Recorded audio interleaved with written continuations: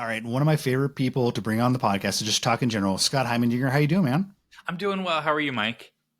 I'm doing great. We have SKS in just about a week and a half. You'll be in the first session with our good friend Kai Schaffner, who is the former CEO of Thermomix North America. And we'll just be talking about the state of the state. But I just want to catch up with you and record a podcast in advance of that because there's so many interesting things going on, so many podcasts we're listening to. And we were just talking in the pre-conversation about this podcast on search engine, which I'm a big fan of, PJ Vote, longtime listener of his, and you just happen to listen to that same podcast. I did. The episode we're referring to is Destin from Smarter Every Day, talking about the creation of the smarter scrubber, which, although we talk about a lot of smart kitchen stuff, there's Yeah, there's no circuitry or yeah. services or anything in this scrubber. It is a barbecue grill scrubber that he and a partner made, where the whole goal was to make the entire thing in the United States.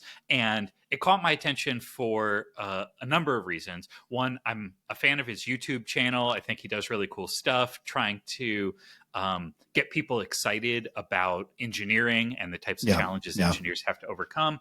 But also, so my company is Seattle Ultrasonics. And although what I'm actually working on is still a secret, you can kind of guess that ultrasonics has something to do with it. And in talking about his background on the podcast, Destin mentions that his first job out of school was working as an intern at the Little Debbie factory, where part of his job was to tune and optimize ultrasonic cutting machines, these big industrial machines that they would use to portion their snacks or bars or brownies or whatever. And that is a area of technology that I've been studying for a couple of years. And so that totally got my attention. But that's an aside from what we're really talking about, which is this idea of manufacturing in the United States.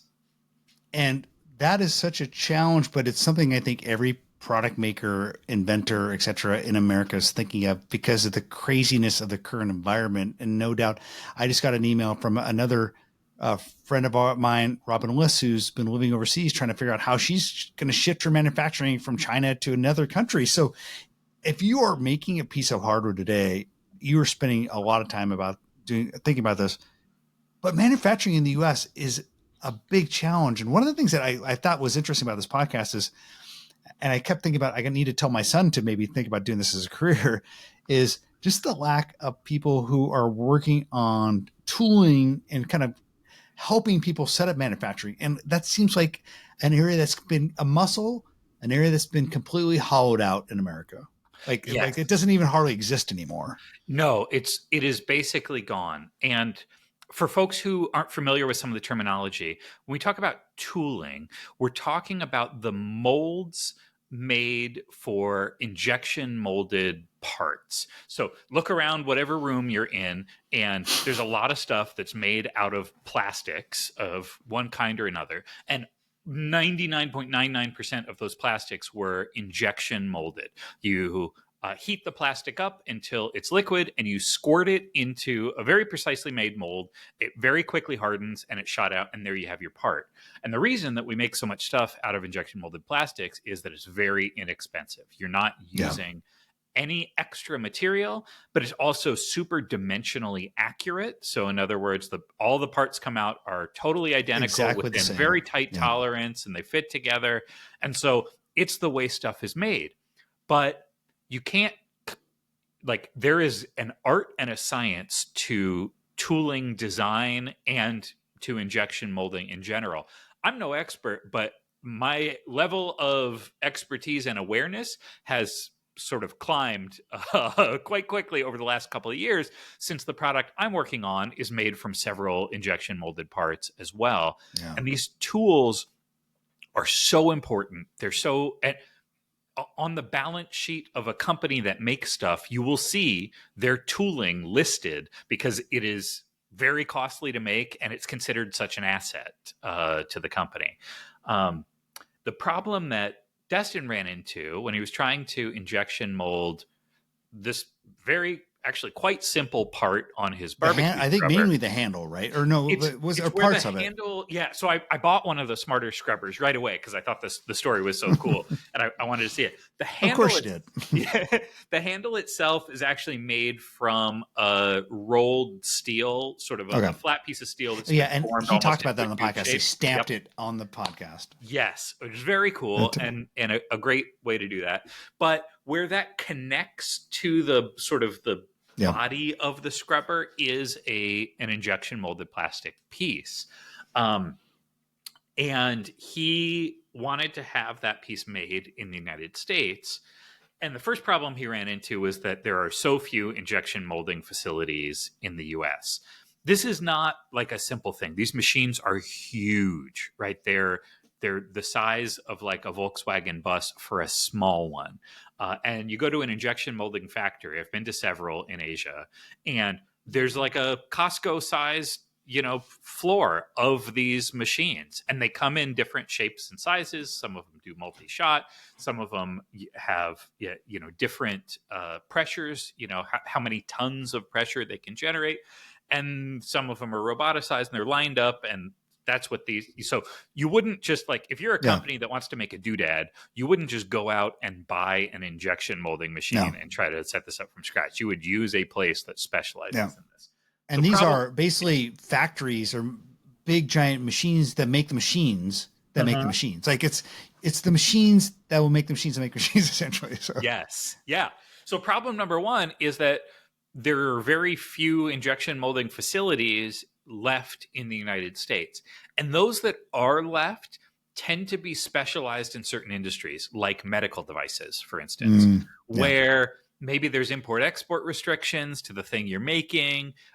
Or in the case of medical devices, the markup on the product is so big that you can afford to do it in the United States and not worry about Yeah.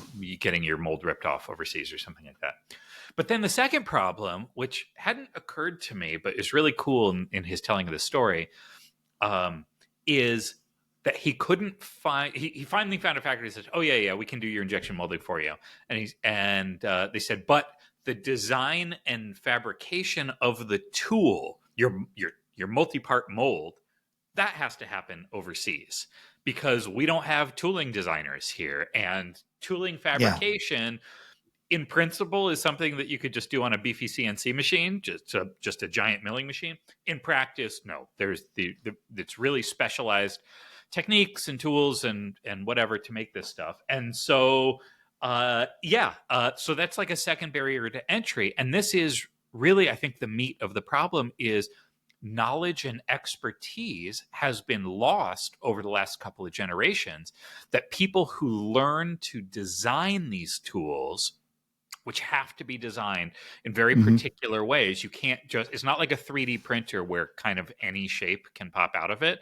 Things Yeah. need to be able to flow and have input gates and venting ports and sliders for cavities. And there's a lot of thought that has to go into it. That knowledge has dried up in the US because it is just moved overseas. It's been cheaper to do. And so folks have not gone to school for that or taken up sort of tradesperson training for those things.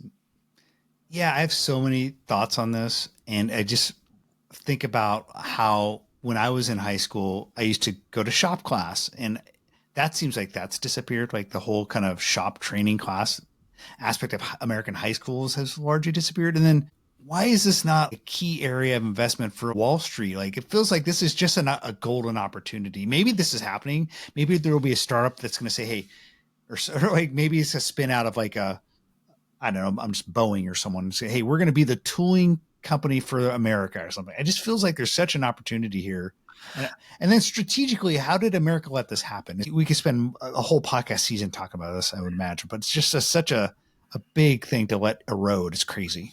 Absolutely. And it is not just tooling. Tooling and injection molding are a really good sort of single point example of the movement of these capabilities overseas.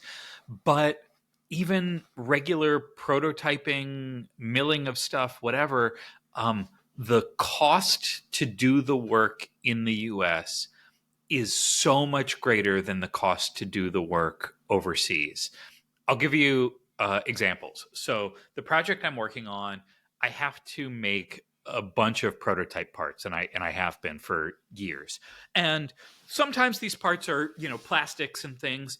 Um, Other times these parts need to be metal, and they have to be made by milling. Metal 3D printing is a thing. Its applications are not. You can't do a one for one swap just because of the way metal works.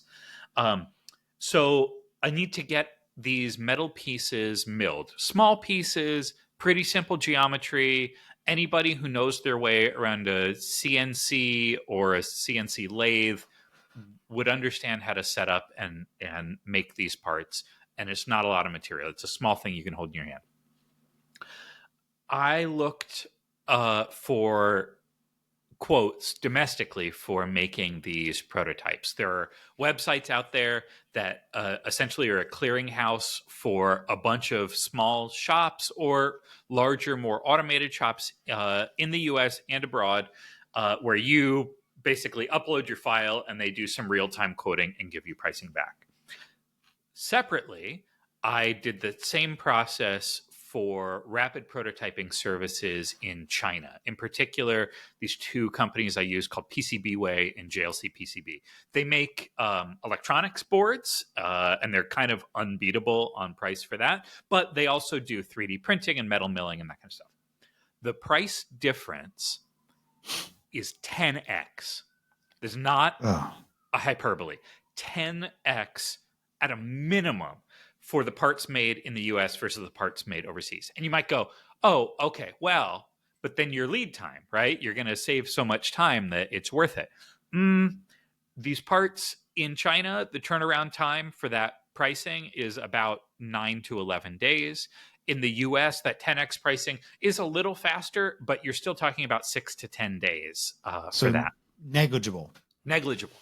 I contacted local shops here in Seattle. There are a couple of machine and metalworking shops, and I thought, well, I would like to be a good customer, right? Like I'd love to spend money locally, especially on shops that are doing this kind of stuff.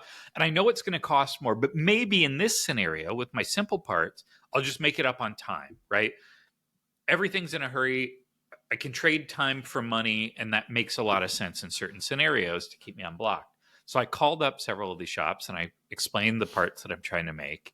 And I said, look, I know this is going to be more expensive than what I'm doing in China, obviously, but maybe we can make this up on the time front. And they said, yeah, uh, before we even got into real pricing, we were already above 10x. They said, so I said, but what are our turnaround time? They said, well, it depends how busy we are, but like, uh, 1 to 6 weeks. Which is So we're going to lose slower than China. yeah, Slower than China. slower Okay, and more expensive. 10x the Um, price. so this is a sort of a microcosm of this problem that even if you want to spend your dollars in the United States to have physical stuff made, it Mm-hmm. is dramatically uncompetitive. So you know what I ended up doing to solve this problem? I bought a CNC machine. It is blurry behind me because what's going on behind me is still secret. But I bought a desktop CNC machine that is just barely but capable of milling stainless steel. And I broke even probably in the first 20 parts that I made on the machine. And I'm doing it myself because I don't charge myself a labor rate for this. And that is You the way should. to You get it. should. I should, right? That is the way to get it cheap and fast. It's sort of the only way is to bring it in house. But if I were paying somebody else to run the machine for me at domestic machinist hourly wages, again, we would be in non competitive territory with the cost to do these things overseas. And the folks overseas have tremendous experience and specialization and skill and local supply chains, and it's just not even close. What's so interesting is I was following the maker movement pretty closely, 15 years ago, talking to like Ray Pettis, the founder of like maker bot and all this stuff that was happening. And there was like a lot of excitement about it. And so I feel like there's like a weird thing that happened where we talked about, hey, let's start making stuff and teach our kids to make stuff. But at the same time, America's ability to make stuff at scale really just kind of disappeared and went up in smoke. It totally did. And look, I'm of two minds about this. On the one hand, like I love physically making stuff. I love being hands-on. You mentioned that school shop programs seem to be shutting down. That makes me so sad because some of my favorite classes in high school were doing sort of technical theater, which is where I learned to weld for the first time, and Yeah. and doing wiring, and all this kind of stuff I loved, and sort of sculpture class, learning to use a bandsaw and a drill press and all that kind of stuff. When I worked at Microsoft, I like sweet talked my way into their hardware prototyping lab so I could use their laser to carve pumpkins and cut seaweed. And I love being hands on. I wish more folks in the United States prioritize the hands-on making of stuff, and I wish that we hadn't eroded away these capabilities. That's on one hand. On the other hand, I am essentially a solopreneur, and the fact that armed with basically just a laptop, I can design circuit boards, 3D models of assemblies that are made of plastic and metal and whatever, Mm. and toss these files over the fence to services that will Mm. make them in high quality at super high speed for super low cost in volume 1 or 2 or 5 or 20 or 20,000. Like that's amazing, right? The knowledge work is my responsibility, and it is almost point and click to have these things prototyped, if not mass produced. And that's an incredible boon to being, a scrappy solopreneur kind of a thing. These services weren't available not that long ago. Getting a PC board, getting electronics made was like a really steep hill to climb, and now Mm. it's Mm. like practically free in a Cracker Jack box.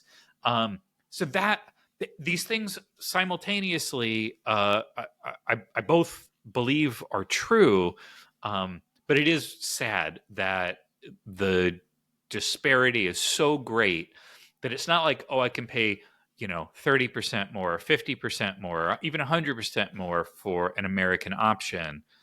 It's like Nothing. it's 10x at And least. it's not like taking a product to scale through China is cheap, because how many countless Kickstarter projects have we seen go to die after hitting their target? You get your $200,000, you get your 1,000 backers, and then you're able to take your 3D printed device, go to China, and then it just dies because as you try to go from prototype and PowerPoint to mass production, super expensive.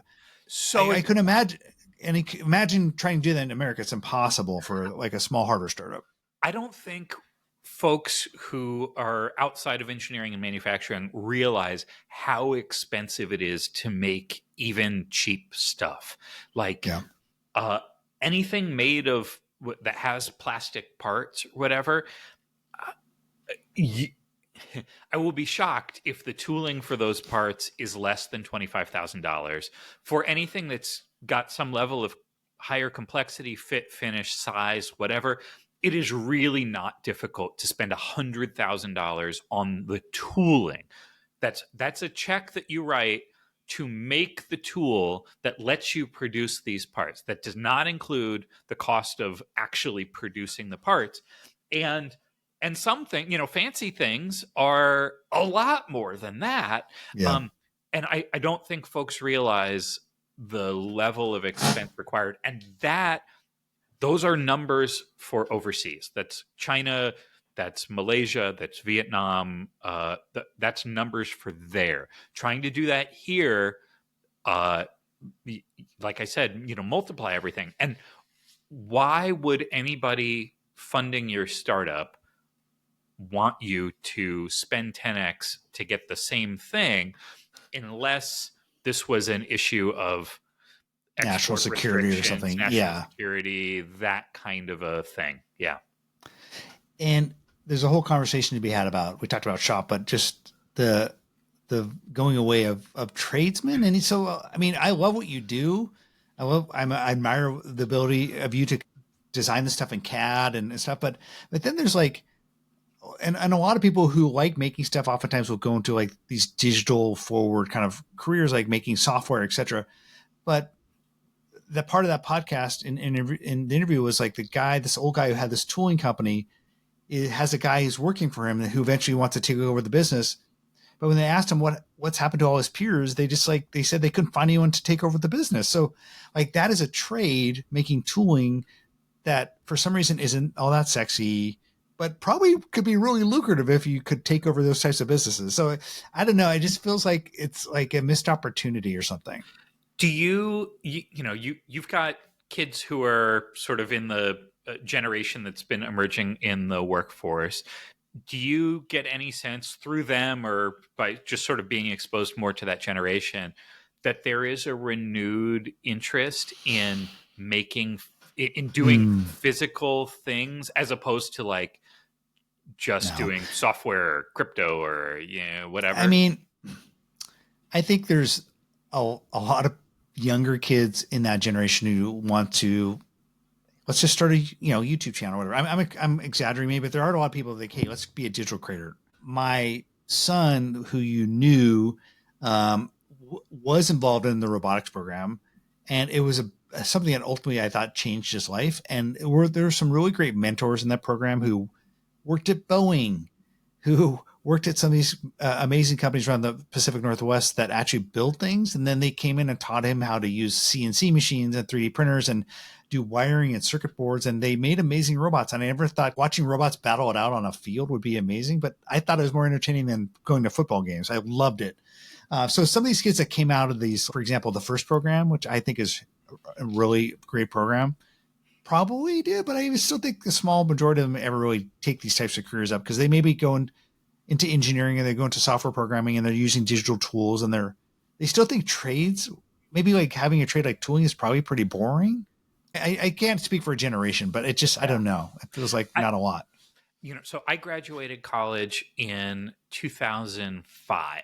So I was in college when the dot-com bubble collapsed. For those listeners old enough to remember the dot-com bubble, um, and then with enough time for things to kind of rebuild some steam. So when I graduated college, companies like Microsoft, IBM, the consulting firms, Accenture and Ernst and Young and all of them, they were basically backing up dump trucks to um, the technical colleges, to colleges that had computer science and information systems programs, and they were just loading up graduates and giving them good, high-paying jobs with signing bonuses and all that kind of stuff. And that continued for at least 10 years, maybe more.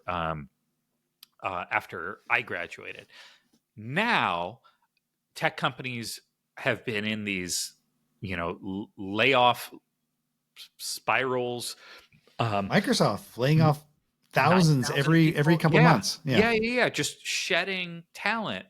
Um, there's an argument that, which I think is valid, that AI is driving a lot of that. I use AI for software development almost every day, and it is a sort of a force multiplier on how much and how quickly I can write software.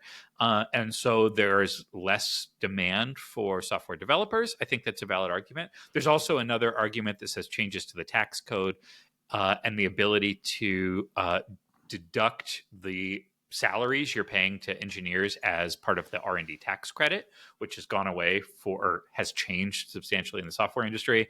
Basically, it is part of that also. But the net is that there is a massive contraction that's happened in how lucrative it is to go into software development as a career. Meanwhile, welders, plumbers, electricians, framers, those jobs are pretty highly paid. They're strongly in demand, and they're much more aligned with trades than something else. So I don't know if this shift is going to be enough that it's going to Mm-hmm. encourage, young folks who are, looking at what to do after high school graduation to enter more hands-on fields, but it might. Yeah, that's a great point. I think the idea of, for the past 20 years, the advice has been if you learn computer science, you're basically guaranteeing yourself like a very successful, lucrative career. Who knows, maybe you'll go to for a startup and you'll get stock options. And that's been the dream. We live in Seattle. Like we've all heard the Bill Gates story 1,000 times. And then how many friends have you had that went to work for startups and gotten options? And like, it's just happened over and over across America. And I've seen a little bit on social people bemoaning like, hey, if we've been giving everyone the wrong advice, like telling them to go into computer science, and now that AI is eating up those jobs, I don't know, but I do think you're right. Like, I think I've had a couple friends, kids who have chosen not to necessarily go to college, but learn how to become an electrician.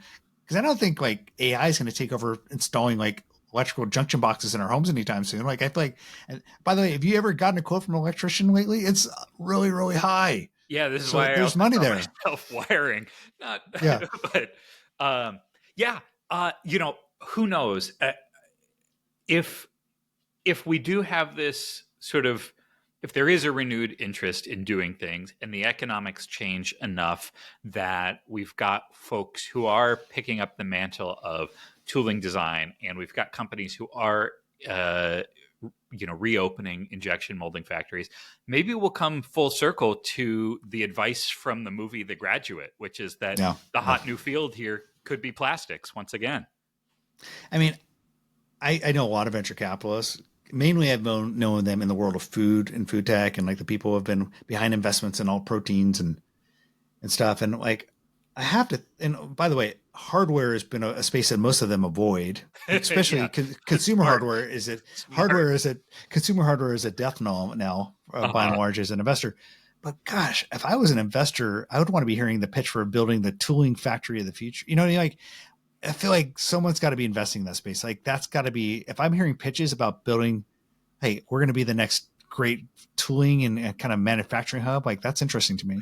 And I think those pitches will come, but honestly, I think that pitch is going to be, we're building the next great tooling factory in America, and it will be staffed entirely by robots. Probably you're right. You're probably right, which makes me kind of sad. Well, that's super interesting. I feel like we can have a whole series of podcasts about that, but I do want to talk to you about why I have you on here about what you're seeing and excited about in the world of kitchen tech, in the world of smart kitchen or whatever. It's funny. I just wrote a piece yesterday about Thermomix making deals with two AI companies and two robotics companies. Vorwerk has a deal with NVIDIA, and they're using NVIDIA's robotics platform to basically develop prototypes for cooking in the home. Huh. And then they're also, Vorwerk is partnering with one of the biggest robotics startups in Germany. And they announced kind of their partnerships at this big German trade show around robotics. And so I don't know. I've been following home cooking robots for a while. I remember like even back in 10 years ago when Moli debuted their cooking robot and won Best of CS in Taiwan. There's been no home runs. No one's really kind of hit it out of the park. We still haven't seen the big humanoid cooking robot that essentially becomes Rosie Robot. But I don't know. Maybe it's going to be someone like Vorwerk who like has had a lot of success with Thermomix, and which I think Thermomix can be argued as one of the most successful products in terms of cooking automation ever. I couldn't believe when I looked up Thermomix's numbers, or their parent company revenue numbers, how big it was. I saw, I was scrolling my Instagram feed as you do, and I saw this video of a huge auditorium, right? Like it looked like an Apple launch event, and up on the floor to ceiling 40-foot tall screen was a video of the newest model, and The everybody TM7. Everybody in the crowd loses their fucking mind. They're like screaming and they're going crazy. And my first thought was like, oh, this is really cute. Like somebody who's a fan like superimposed this video on like an Apple or an Nvidia sales event or whatever as like a funny video. And then I saw it from another angle and I realized it was real. And I looked up like, how big is this company? And I was gobsmacked by the numbers that they do. So yeah, you're right. There's millions and Ridiculous. millions of Thermomixes in the field, and they've been around since the 60s. It's But it's wildly successful. I don't know that I'm a better prognosticator than anybody when it comes to robots in the kitchen. Even though I have I have more robots than the average bear. There's a robot arm over my shoulder in my office here with a knife strapped to it. But we saw this real epoch change with LLMs, right? This real breakthrough capability and what you could do with LLMs that spawned a thousand, 10,000 new startups that are doing a thing where the thing they're doing is putting a pretty lightweight wrapper around somebody else's model to make it be a little more useful or a little more polished for some specific thing. I feel like that moment is arriving for robotics.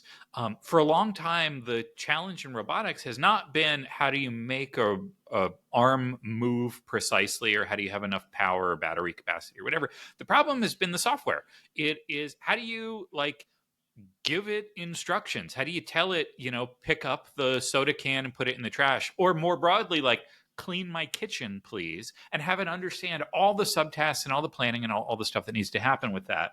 But lots of folks, including Google, I mentioned just because I'm aware of their work, are working on exactly this. And I think we will see the breakthrough moment come.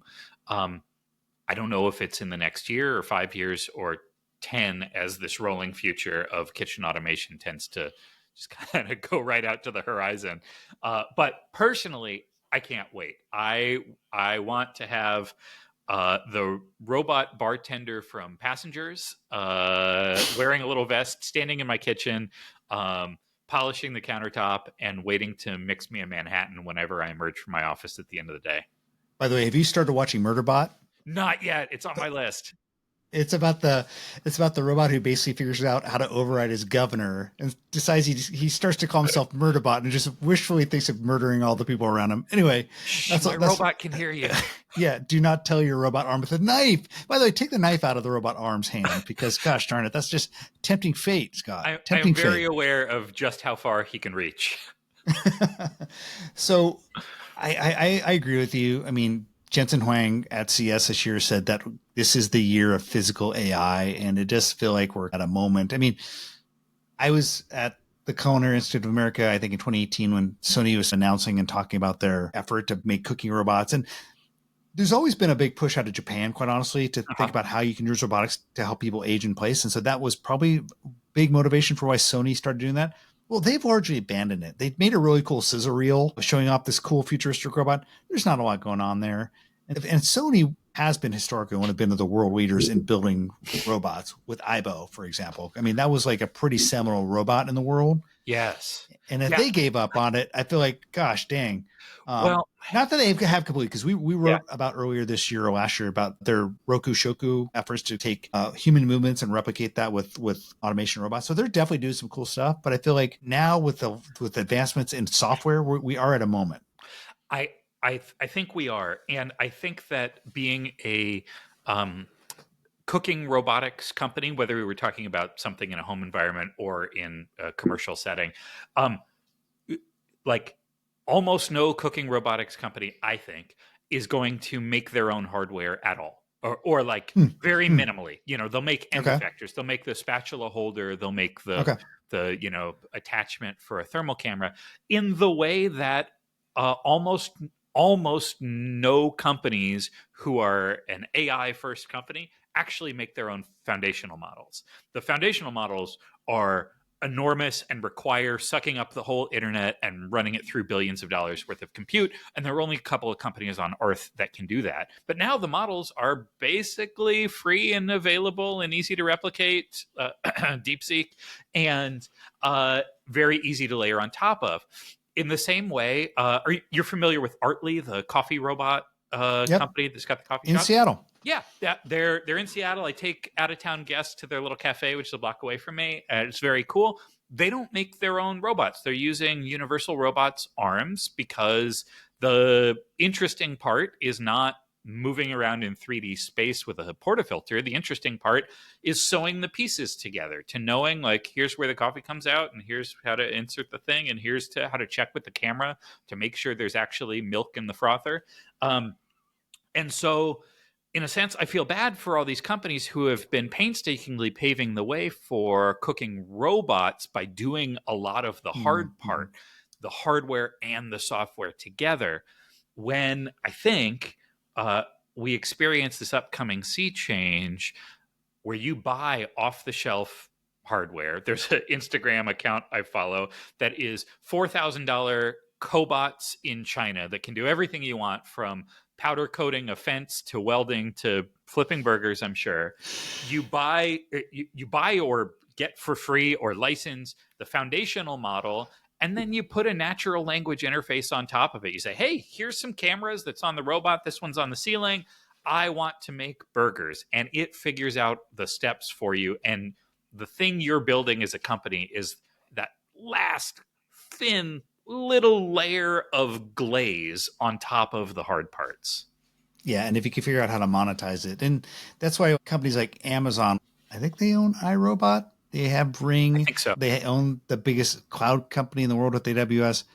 They're the ones that are going to try and suck up all the money, but hopefully they'll leave some space for some of the innovators to that last service layer.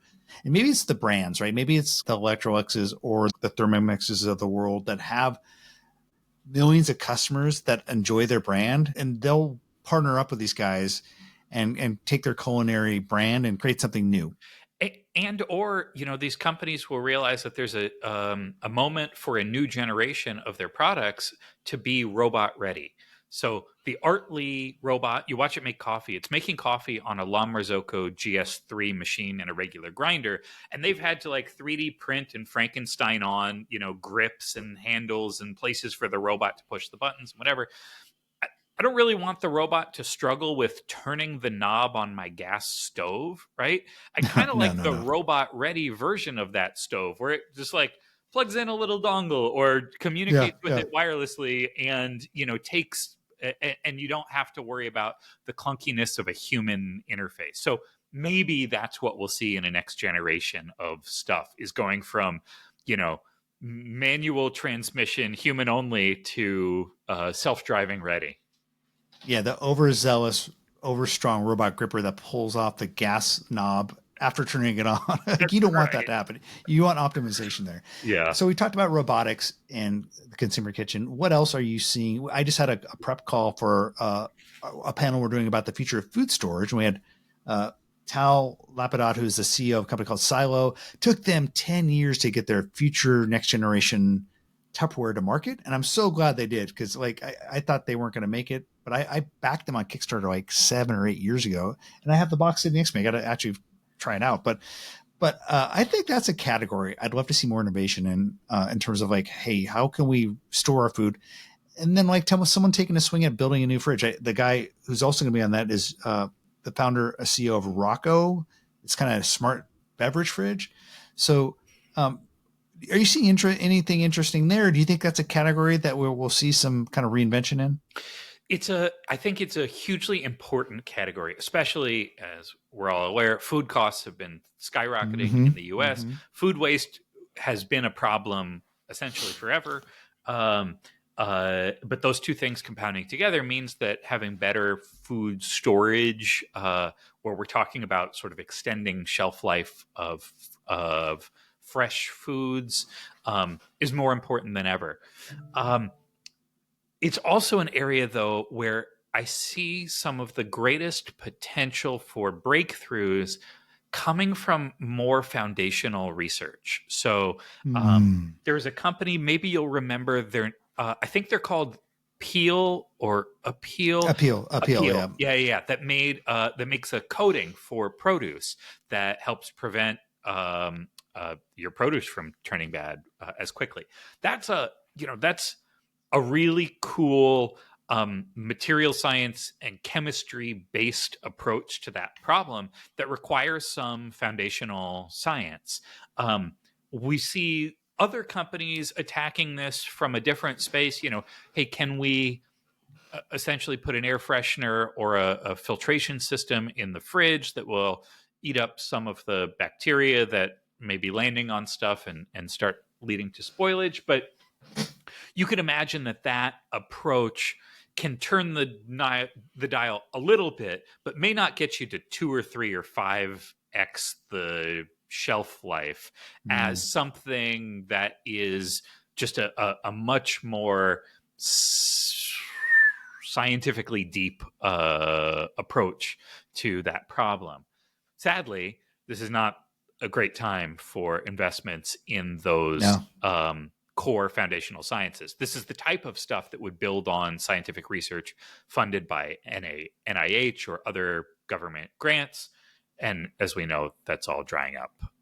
That's But drying up. I've had friends, you probably have had friends that's seen their grants just vaporize after kind of planning the next few years around it, which is really, really sad. But I do think Appeal is really interesting to me in the misinformation driven world we're living in. Like, I know that they had a bad moment on social media whenever all these kind of semi pseudo educated people were freaking out about this chemical that's being put on their avocados, which realistically is probably harmless to them.